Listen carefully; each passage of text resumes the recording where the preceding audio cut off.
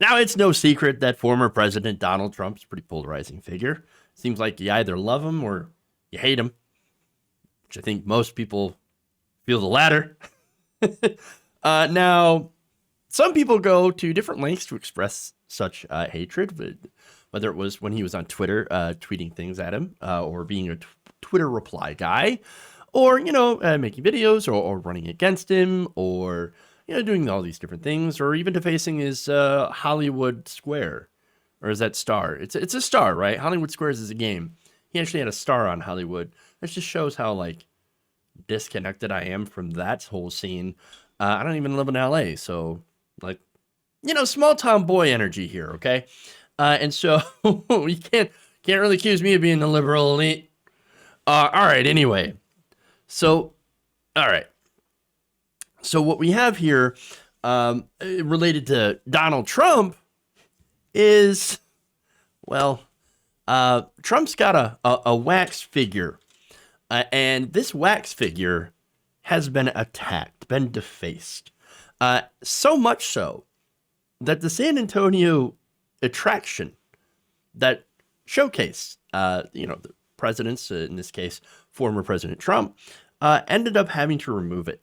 In fact, according to the San Antonio Express News, the Louis Tussaud Waxworks in Alamo Plaza has removed their faux-Trump from publicly viewable areas because visitors keep pummeling him.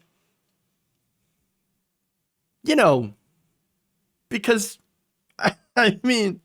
because that's what happens. Clay Stewart, regional manager for Ripley Entertainment, the parent company of the museum, confirmed the damage to Express News, including deep scratches to the Trump figure's face. So, look, okay, all right. Part of me is like, the adult part is like, oh, hey, I know, but don't do that. That's not very nice to the employee, to the people who made it and the employees of the wax museum or anything like that. That's not good.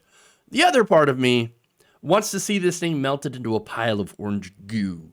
And so these two sides are constantly at war with each other over this story. And I ain't the only one. I cannot be the only one who wants to see this thing melted, but also has that, internal adult versus whatever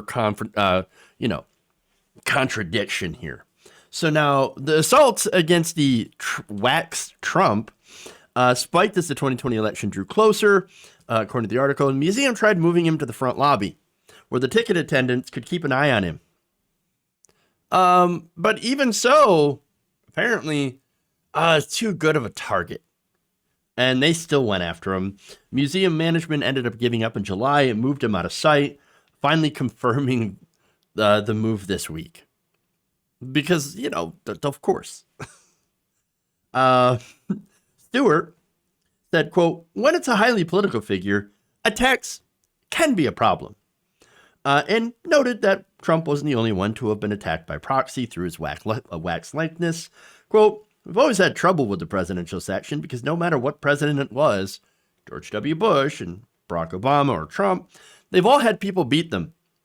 The ears were torn off Obama 6 times, and Bush's nose was punched in. Oh, well, there you go.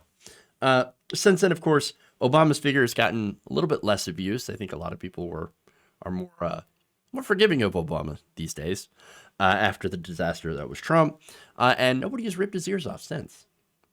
But a lot of people are beating up the wax Trump. Now, repairs, of course, are planned. They're going to take him back out of storage right now. He's chilling with wax George Washington in the closet, which kind of like, I think it's kind of where he belongs, in that closet. And then you've got a Joe Biden one that's being built in Orlando. And so, all right, again, this is a fun little story. Please don't do it to the real person, or even, like I said, to the wax person, unless it's hilarious. I'm kidding. Don't do that. But still, it's better at least than going after the real person. That is what it is.